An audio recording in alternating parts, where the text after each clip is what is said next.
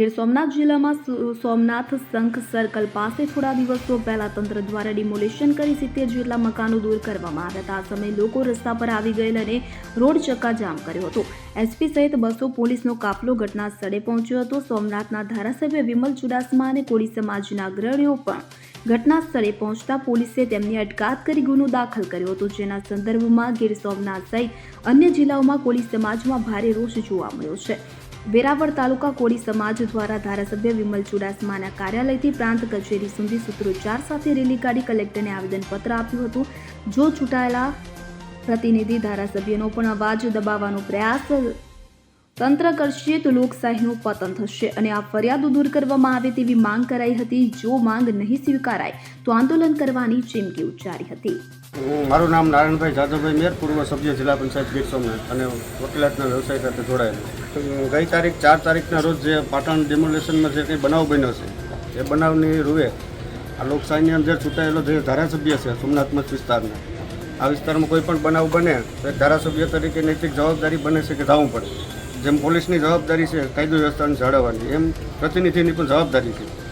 એ પ્રતિનિધિ જો આ લોકશાહીમાં જાય આવા બનાવની વખતે અને પોલીસ દ્વારા કે બીજા કોઈ દ્વારા એમ કેમ પ્રકારે માની લો કે એમના ઉપર જો ખોટી ફરિયાદ થતી હોય તો સામાન્ય લોકોનું હું એટલે અમારી માગણી છે કે આ જે કંઈ બનાવ બન્યો છે એ ફક્ત અને ફક્ત બદનામ કરવા અને ભવિષ્યમાં માની લો કે આ પ્રતિનિધિ છે કે જાતા માની લો કે એને અટકાવવા કેમ, એટલે સરકાર પોતાની મનમાની હલાવવા માગે છે તો એને સામે જો ચૂંટાયેલો પ્રતિનિધિ લોકોનો અવાજ છે, જો એને થવાની જો મનાઈ કરતી હોય અને ફરિયાદો કરીને એને જો રોકવાનો પ્રયત્ન કરતો હોય તો એના ઉપર સરકાર ધ્યાન આપી અને જે કંઈ માની લો કે બનાવ બન્યો છે એની ગંભીરતાથી તપાસ કરી અને જે સમાજના અન્ય લોકોને પણ જે નિર્દોષને હિટ કરવામાં આવ્યા છે અગાઉના કોઈ કારણોસર એની પણ યોગ્ય દિશામાં તપાસ કરી અને આ બાબતે સરકાર ઘટતું કરે અને ધારાસભ્યને અને જે નિર્દોષ લોકોને સામે જે એફઆઈઆરમાં નામ લખ્યા છે એની પણ યોગ્ય દિશામાં તપાસ કરી અને જો એના સામે ગુનો બનતો હોય તો અમે ના નથી પાડતા, તો ગુનો બનતો જ નથી.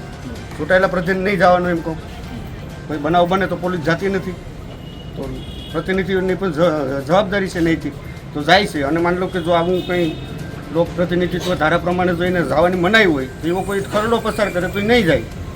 એટલે અમારી માગણી છે કે આ બાબતે યોગ્ય તપાસ કરી અને જે કંઈ આમાં નિર્દોષ લોકોને અમે કંઈ કાર્યવાહી કરી છે એને યોગ્ય તપાસ કરીને એને એમાંથી આરોપી તરીકે મુક્ત કરવામાં આવે એવી અમારી માગણી. જે કંઈ એની સામે જે કંઈ આંદોલન જે કંઈ કરવાનું થશે એ કરશું.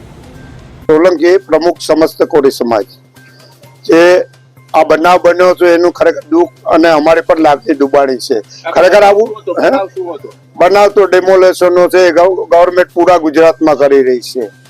પણ એક ધારાસભ્ય અને અમારા જે જ્ઞાતિના પેશિયન્ટ હોય થાઈ લેવલના એને કોઈ બોલાવા આવે તો એની પવિત્રના ભાગરૂપે એને ફરજિયાત જવું પડે અને ગયા અને એની માટે જે ગુના દાખલ થયા એક દુઃખદ બિના છે.